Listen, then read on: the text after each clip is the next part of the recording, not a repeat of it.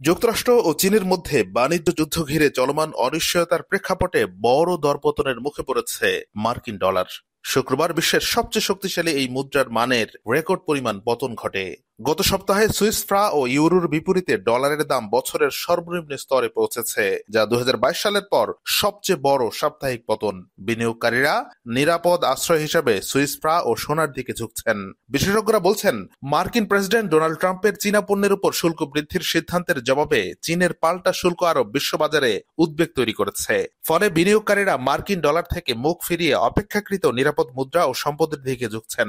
Donald Trump শুল্ক বৃদ্ধি 3 মাসের জন্য স্থগিত করলেও মূল প্রতিপক্ষ চীনকে কোনো ছাড় দেননি। তাই দুই দেশের মধ্যে পাল্টাপাল্টি শুল্কারোপ চলছেই।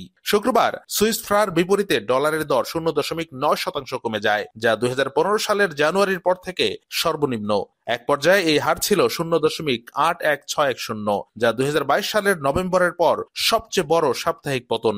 অন্যদিকে ইউরোর বিপরীতেও ডলারের মান কমে 3 বছরের মধ্যে সর্বনিম্ন পর্যায়ে পৌঁছেছে।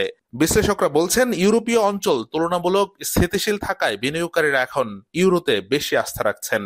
বিনিয়োগকারীরা বলছেন, ট্রাম্পের নীতি এবং আলোচনার ধারা বর্তমান বাজারে সবচেয়ে বড় অনিশ্চয়তার উৎস, যার ফলে ডলারের উপর চাপ অব্যাহত থাকবে।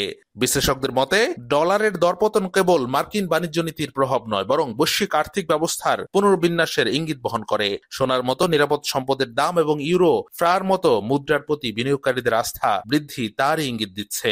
বাজার বিশ্লেষকদের মতে, যুক্তরাষ্ট্র ও চীনের মধ্যে শুল্ক যুদ্ধ আরও তীব্র হলে বিশ্ব অর্থনীতিতে বড় ধরনের প্রভাব পড়তে পারে। এই আশঙ্কার জেরেই শেয়ার বাজার এবং মুদ্রা বাজারে অস্থিরতা দেখা যাচ্ছে। বিনিয়োগকারীরা এখন তুলনামূলকভাবে স্থিতিশীল ও নিরাপদ বিনিয়োগের দিকে ঝুঁকছেন। এই পরিস্থিতিতে মার্কিন ডলারের পতন আন্তর্জাতিক বাণিজ্যের উপর বড় প্রভাব ফেলতে পারে বলে আশঙ্কা করা হচ্ছে।